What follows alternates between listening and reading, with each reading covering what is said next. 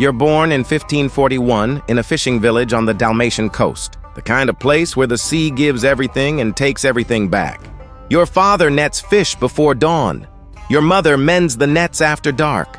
You help with both. The work is hard, the life is small, but it's yours. Until it isn't. You're 19 when the sails appear on the horizon. Triangular, low, moving too fast. The village elder sees them first and doesn't say corsairs. He just starts running. The raid takes maybe 20 minutes.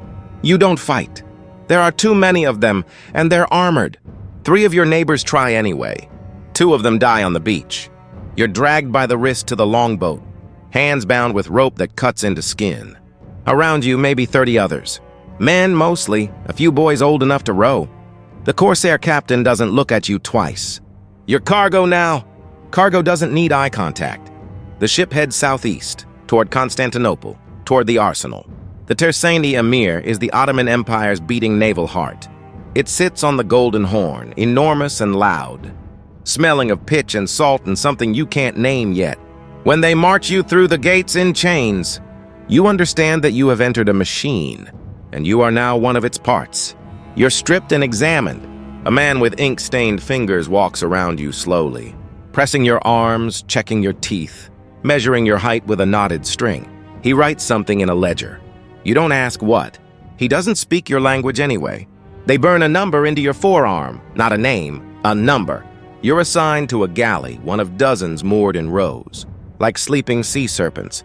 Yours is called the Rüzgar-ı-Hak, the Wind of God. You'll learn that name and hate it for the rest of your life. The bench is where you'll spend the next several years of your existence. And when I say bench, I mean exactly that. A plank of wood, roughly 2 handspans wide, bolted to the hull. 3 men share your oar. Sometimes 4 if the overseer wants more speed. You sit, you row, you stop, you row again. That is the entire job. The oar is 11 meters long. The handle smells like the men who held it before you.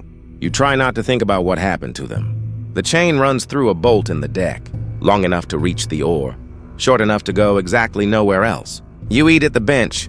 You sleep at the bench, slumped over the handle like a dead man, because there isn't room to lie down. You relieve yourself off the side of the hull. You get a bucket of water per day, a lump of hardtack and dried olives when the campaign is going well. It is not going well. The overseer is called the chavush. His tools are his voice and his whip. He uses both constantly and with real enthusiasm. The whip doesn't care if you're new, sick, or just unlucky. Miss the rowing rhythm and the man ahead of you takes the oar handle directly in the ribs. He'll find you later when the chain is slack and no one is watching. You'll deserve it, technically. That doesn't make it hurt less. Huh? The Mediterranean summer turns the hull into an oven. By midday, the air below deck stops moving entirely. Men pass out at their oars. The savush throws buckets of seawater on them to wake them up. You watch a man die rowing. His head drops. His hands fall off the handle. For 10 full strokes, nobody notices. When they finally do, they unchain him and tip him over the side. Without stopping the drum. The drum never stops. Autumn comes and the fleet returns to Constantinople. This is the only mercy.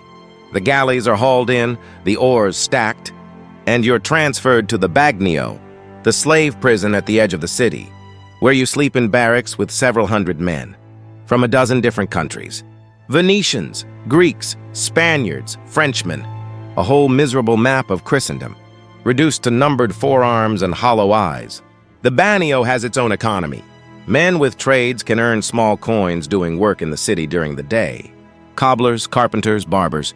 They buy extra bread. Some even save toward ransom. You're a fisherman.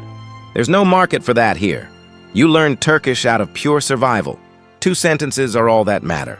I'm sick, I can still row. One keeps you in the Bagnio longer, the other keeps you alive. You learn when to use each one. The Trinitarian friars come sometimes. Red and blue habits, careful eyes, long lists of names. They're buying men back with donations collected from their families, their villages, their churches back home. Every winter they come. Every winter the list gets shorter as ransoms are paid. You watch men weep when their names are called out. Some collapse, some laugh, some just sit very still. Like they're afraid if they move it will stop being true. You sit quietly and wait for yours. Your father is a fisherman in a village no one outside it has ever heard of. The friar who holds the list has never heard of it either. The coins aren't coming. Your name is never called. 3 years pass, then 4. Your back has a permanent curve from the bench. Your palms aren't skin anymore. They're leather, cracked and darkened, hardened past the point of feeling. Your teeth loosen from the diet. Your eyes struggle in direct sunlight. You're 23 and you move like an old man. The newer captives look at you the way you once looked at the veterans, like something to be afraid of becoming. The 5th year, a fever settles into your bones in December. Nothing heroic about it. Just a slow heat that arrives and decides to stay. They move you to a side room with the other sick men. The food here is worse because there's no point investing in a man who might not row again. You lie on your back and stare at the ceiling. You think about the Dalmatian coast, about fishing before dawn, about how the light sits on the water before the sun clears the hills. Small things, specific things. You hold on to them because they're the only things nobody can put a number on. The fever breaks one February morning. You're too weak to feel relieved. You manage a few days of soup and rest before the barracks overseer checks your eyes and declares you fit. Fit enough to work anyway. It comes back a week later. Worse this time. Deeper. You know what it means. The men around you know too. Nobody says it out loud. Nobody has to. This time it doesn't break. They bury you in a plot outside the city walls, alongside the other men who didn't survive the winter. No marker, no prayer in your language. Nothing but a number crossed off a ledger in the arsenal office. The bench gets a new man before the week is out. The drum doesn't stop. It sucked to be a galley slave in the Ottoman Empire. You were taken young, used completely, and discarded without a name. The same sea that once fed your family became the machine that consumed you. No glory, no monument, no record. Just the oar, the chain, and the drum that kept beating long after you stopped.